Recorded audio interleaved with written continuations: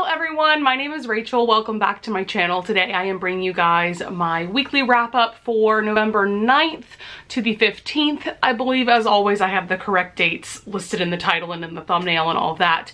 But I did read significantly more this week, which is always exciting. Last week I only read 4 books. This week we have 6 books to discuss, which is awesome. So the first book that I want to discuss is Jane Eyre by Charlotte Bronte. I finally finished this. I want to say I finished it Wednesday night, and I started reading this on November 3rd, I believe, so it's definitely taken me a while to get through, but going into it, I knew that it wasn't going to be a quick read because it is a classic, and classics on average definitely take me a lot longer to read than contemporary books. So I don't feel like I have to go into the synopsis or anything because this book is over 150 years old, but this is essentially told in the format of Jane Eyre's memoir or autobiography. She's basically telling her life story to the reader, and sometimes she'll break the fourth wall and say things like, "Dear reader, I hope you don't judge me for this," or explaining certain situations and things like that. So I ended up giving this 3 stars, unfortunately. I thought I was going to enjoy it more because it is a Gothic classic, and I've been really getting into Gothic literature in general. But I think at the end of the day, there were quite a few points throughout this book that were very slow. There were also some unnecessary plot lines going on with like secondary characters that I just felt were unnecessary and didn't really add all that much to Jane's story, so I didn't really care about those storylines. Also, I liked Charlotte Bronte's writing. I didn't love it, if I'm being honest, especially at the very beginning of the book. It took me a while to really get into her writing style and to really get into the story. I was listening to this on audio while following along in the physical book, which I highly recommend if you're reading classics because I think it does make the process easier, but I had to rewind the audiobook countless times to really make sure that I was understanding what was going on. I will say that this book strikes a really good balance between, you know, being someone's life story.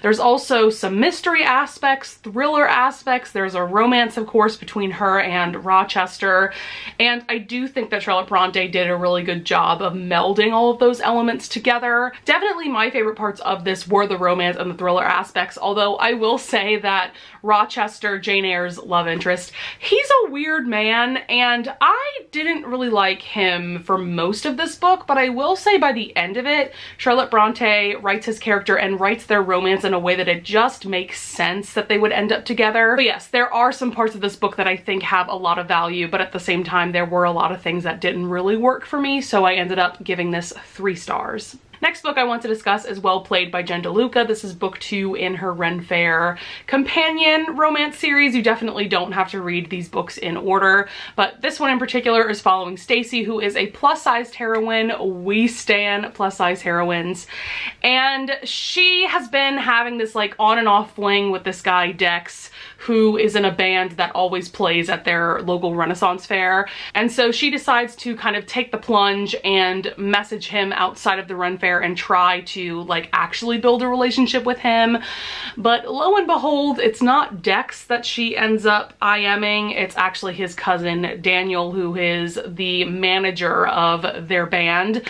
So yes, I will say at first I really was not a fan of the catfishing thing that was going on. I don't love that kind of trope in a romance novel, but I will say Jen DeLuca made it work somehow. You know, once Stacy confronted Daniel about what was going on, he owned up to it, they started communicating a lot better, and their romance ended up being really, really freaking adorable. There were even some moments that gave me butterflies, so I definitely recommend this. It wasn't nearly as good in my opinion as Well Met, which was the first book, so I did end up giving this 4 stars. I really did enjoy this, and I'm really looking forward to reading Well Matched, which is going to be the 3rd book in this series, and that is coming out next summer, I believe. Next book I want to discuss is One to Watch by Kate Stayman London. So this is more like a chick lit slash women's fiction novel, I would say, and we are following B, our main character, who is another plus-sized heroine. We love to see it, and she's actually a really successful plus-size fashion blogger, and there's this show called Main Squeeze, which is basically The Bachelor bachelor slash bachelorette. You know the premise, there's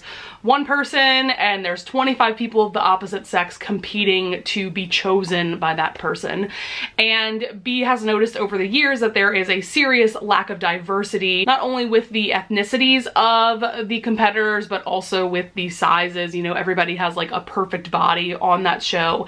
And so she kind of rants about that on her blog, and the producer of the show reaches out to her and they want her to be the next main squeeze. And so that is the premise of this show. So I really enjoyed this. I ended up giving it 4 stars. Like I said, it's definitely more women's fiction slash chick lit, and I do think that's why I was just a teensy bit disappointed in this book. I expected more romance going into it, and yes, there's some romance because of course the premise of main squeeze and all of that, but it's fake romance because it's a reality show. Nothing's real, you know? So that was like a little bit odd, but there is a happily ever after in this book. I really loved Bee's character and her character development. She is a very relatable character, especially for those of us who are plus size. I loved the different discussions that were brought up around that topic, specifically about what it truly means to be body positive and what that means when you're someone like her who is a fashion blogger. She's putting herself out there on the internet and around the world. And then of course, once she gets on Main Squeeze, she's even more famous, and what that kind of fame means for a plus-sized woman. And yeah, it was just great. It was basically like living through an entire season of The Bachelorette. It was just a fun time. Next book I want to discuss is A Deadly Education by Naomi Novik. I actually just finished this book a couple of hours ago, so it's very fresh in my mind. So this is an adult fantasy novel. I think that's the major misconception about this book, is that most people think it's YA, but it's not. It is adult fantasy. That is how it is categorized on Goodreads. That is how it is shelved at my local library. And this is gonna be kind of difficult to explain what this book is about. So we have our main character, Elle, and she goes to this magical school. It's definitely dark academia meets fantasy. And this school, it's called the Scholomance, and it is like the most ruthless and anxiety-inducing school that you can think of. How to explain it? So first of all, there's no teachers, and the school like runs itself. There's magic within the school that runs itself. So the way that the school is run is that assignments just magically appear on your desk every day. And there are also these awful creatures that basically live inside the school and also live all around the world that these characters live in. And so every day, all of these students are just trying to survive while they run their own education, essentially. It's such a weird concept when you think about it, but I do think that Naomi Novik made it work for the most part. So there's also this kind of hate to love romance going on between Elle, our main character, and Orion, who is the school's golden boy. He has saved Elle's life at least 5 times when this book starts. He is always the one putting himself in the line of danger whenever a new monster gets out and is attacking people. And so I was endlessly entertained by their friendship towards the beginning of the book, and then by the very end it develops into something more. I will say I did have trouble with the world building, especially at the very beginning. I felt like Naomi Novik was just throwing way too many things at the reader at once, and I had to rewind the audiobook countless times to make sure that I really knew what was going on, especially with the magic system itself. It's a very interesting magic system. I don't want to go too into it. I would just say read the book yourself if you want to know. But it's very fascinating and very compelling. And also I loved the way that this book ended overall. It was a little bit of a cliffhanger, but not too much of a cliffhanger that you're going to be in agony until the next book comes out. I think the next book comes out in July, so we don't have to wait too long. Yeah, overall it was a good time. I ended up giving this 4 stars. I would definitely recommend this if, like I said, you're into dark academia and darker fantasy. Also, if you're looking for an adult fantasy that almost reads like YA because the characters are teenagers essentially. And this book is only like 300 pages, so you'll pretty much fly through it once you get used to the magic system. Next book I want to discuss is Crazy Stupid Bromance Bromance by Lyssa Kay Adams. This is the third book in the Bromance book club series.